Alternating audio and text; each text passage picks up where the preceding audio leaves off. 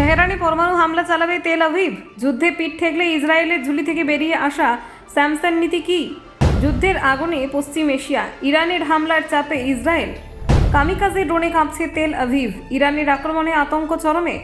Air defence ভেদ করে হামলা, ইসরায়েলের নিরাপত্তা কি ভেঙে পড়ছে? নেতানিয়াহুর দফতরেই হামলা, জল্পনা তুঙ্গে বেঞ্জামিন নেতানিয়াহুকে ঘিরে। স্যামসান অপশন কি বাস্তব হবে? পরমাণু হামলার আশঙ্কায় কাঁপছে বিশ্ব।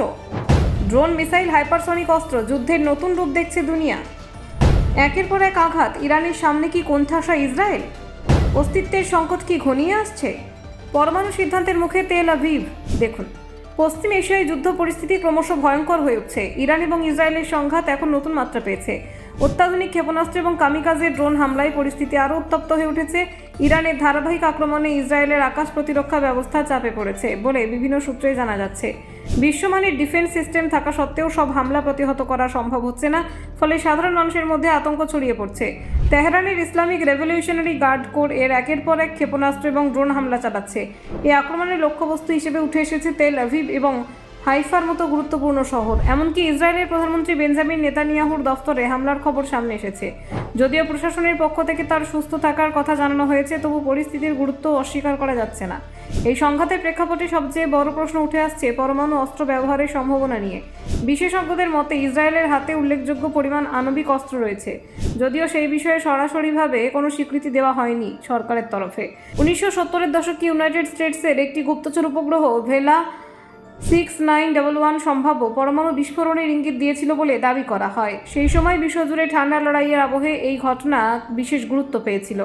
বর্তমানে বিভিন্ন আন্তর্জাতিক বিশ্লেষকের মতে ইসরায়েলের কাছে প্রায় 90টি পরমাণু ওভারহেড থাকতে পারে।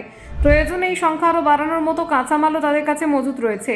এই প্রেক্ষাপটে স্যামসান বিকল্প নামে পরিচিত একটি কৌশল নিয়ে আলোচনা শুরু হয়েছে। এই নীতির মূল কথা, অস্তিত্ব সংকটে পড়লে চূড়ান্ত অস্ত্র ব্যবহার করতে পিছপা হবে না ইসরায়েল। বিশেষজ্ঞদের মতে সাধারণ পরিস্থিতিতে ইসরায়েলের কোনো অপরমাণু শক্তিধর দেশের বিরুদ্ধে অস্ত্র ব্যবহার করবে না, কিন্তু রাষ্ট্রের অস্তিত্ব বিপন্ন হলে পরিস্থিতি ভিন্ন হতে পারে। ইতিহাস বলছে দ্বিতীয় বিশ্বযুদ্ধের সময় হলোকস্ট, ইহুদিদের ওপর ভয়াবহ অত্যাচার চালানো হয়েছিল। সেই অভিজ্ঞতা থেকে নিজেদের অস্তিত্ব রক্ষার বিষয়ে অত্যন্ত কঠোর অবস্থান নিয়েছে ইসরায়েল। 1967 সালের 6 দিনের যুদ্ধের সময় ইসরায়েল প্ল্যান বি হিসেবে পরমাণু অস্ত্র ব্যবহারের কথা ভেবেছিল। যদিও দ্রুত যুদ্ধ শেষ হয়, সেই পরিকল্পনা বাস্তবায়িত হয়নি।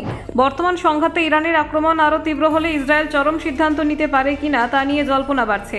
বিশেষ করে যখন একের পর এক শহরে হামলা চলছে, তখন এই আশঙ্কা উড়িয়ে দেওয়া যাচ্ছে না। তবে বিশ্লেষকদের মতে পরমাণু অস্ত্র ব্যবহার একটি চূড়ান্ত সিদ্ধান্ত, যা বৈশ্বিক পরিস্থিতিকে ভয়াবহ করে তুলতে পারে। তাই যুদ্ধের গতি প্রকৃতি এবং আন্তর্জাতিক চাপ, এই দুইয়ের ওপরেই নির্ভর করবে ভবিষ্যতের পদক্ষেপ।